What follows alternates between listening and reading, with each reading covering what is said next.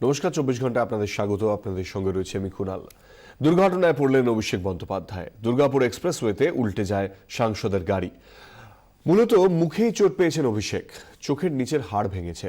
তিনি এখন বিপদমুক্ত বলে জানিয়েছেন ডাক্তাররা, তবে আপাতত পর্যবেক্ষণে রাখা হবে।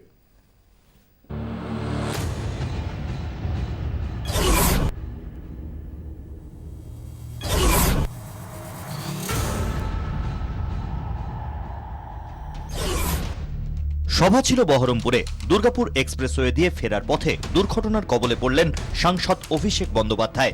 ঘটনাস্থল সিঙ্গুরের কারখানা চত্বরের কাছাকাছি। দুর্গাপুর এক্সপ্রেসওয়ের ধারে দাঁড়িয়েছিল একটি ব্রেকডাউন ভ্যান। আমূল সংস্থার একটি ট্রাককে টেনে নিয়ে যাচ্ছিল সেটি। অভিষেক বন্দ্যোপাধ্যায়ের কনভয়ে ছিল 5টি গাড়ি। প্রথমে পাইলট কার, এর পরের গাড়িতে অভিষেক, কনভয়ের তৃতীয় গাড়িতে ছিলেন সদ্য তৃণমূলে যোগ দেওয়া মানস ভূঁইয়া, পরের গাড়ি আইবির এবং সবার শেষে জেলা পুলিশের গাড়ি।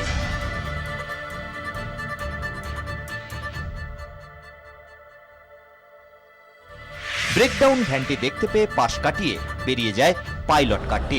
ঠিক পেছনে থাকা অভিষেক বন্দ্যোপাধ্যায়ের গাড়ি তা পারেনি। সরাসরি ব্রেকডাউন ভ্যানে ধাক্কা মেরে উল্টে যায় সাংসদের গাড়ি। কনভয়ের তৃতীয় গাড়িতে ছিলেন মানস ভূঁইয়া। তাঁর গাড়ি ব্রেকডাউন ভ্যান থেকে পাশ কাটালেও নিয়ন্ত্রণ হারিয়ে সেটিও উল্টে যায়।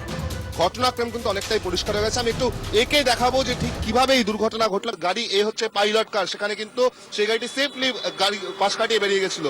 এরপরেই ছিল কিন্তু গাড়ি বি। এই গাড়িটি হচ্ছে অত্যন্ত গুরুত্বপূর্ণ, কারণ বসেছিলেন অভিষেক বন্দ্যোপাধ্যায় এবং এই গাড়িটি কিন্তু কোনো রকম ভাবে বুঝতে পারিনি যে এই গাড়িটি পাশ কাটিয়ে বেরিয়ে গেছে। এই গাড়িটি সরাসরি গিয়ে ধাক্কা মারে এই মিল্ক ভ্যানটিতে এবং ধাক্কা মারার পরে কিন্তু সব থেকে বড় কলিশন হয় এবং যেটা দেখা যায় যে সব থেকে বেশি কিন্তু আঘাত আসে অভিষেক বন্দ্যোপাধ্যায় এবং তার গাড়িতে যারা ছিল তাদের উপরে, এবং গাড়িটাও কিন্তু সব থেকে বেশি ক্ষতিগ্রস্ত হয়। কনভয়ে শেষ দুটি গাড়ি, গোয়েন্দা বিভাগের টেলকার এবং জেলা পুলিশের গাড়ি সেখানেই থেমে যায়। ফলে ওই দুটি গাড়ি দুর্ঘটনার কবলে পড়েনি। দুর্ঘটনার পরেই সঙ্গে সঙ্গে আহত অভিষেককে নিয়ে যাওয়া হয় বেলভিউ হাসপাতালে। সেখানে একে একে পৌঁছে যান তৃণমূলের নেতা মন্ত্রীরা। হাসপাতালে যান মুখ্যমন্ত্রী মমতা বন্দ্যোপাধ্যায়, যান অভিষেক বন্দ্যোপাধ্যায়ের মা এবং স্ত্রী। ফোনে সাংসদদের অবস্থা সম্পর্কে খবর নেন রাষ্ট্রপতি প্রণব মুখোপাধ্যায়ও।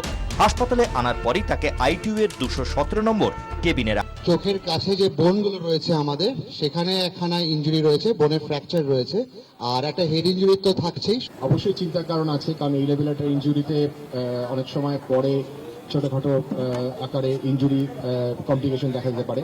তবে এটুকু বলতে পারি, রাইট নাও হি স্টেবল। এই দুর্ঘটনার পেছনে অবশ্য অন্তর্ঘাতের আশঙ্কা উস্কে দিয়েছেন খোদ মুখ্যমন্ত্রী। তদন্তে নেমেছে সিআইডি। ঘটনাস্থলে পৌঁছে কাজ শুরু করে দিয়েছে ফরেনসিক টিমও। ব্যুরো রিপোর্ট, 24 ঘন্টা। আহত অভিষেককে দেখতে রাতেই হাসপাতালে পৌঁছে যান মমতা বন্দ্যোপাধ্যায়। কথা বলেন ডাক্তারদের সঙ্গে। পরে তিনি জানান, এখনই অপারেশন হচ্ছে না অভিষেকের, অবস্থা সম্পূর্ণ স্থিতিশীল না হওয়া পর্যন্ত অপেক্ষা করা হবে। 4 দিন ওকে অবজারভেশনে রাখবে এবং সেই জন্য কোনো পোর্শনে ওর লেগেছে অনেকটাই,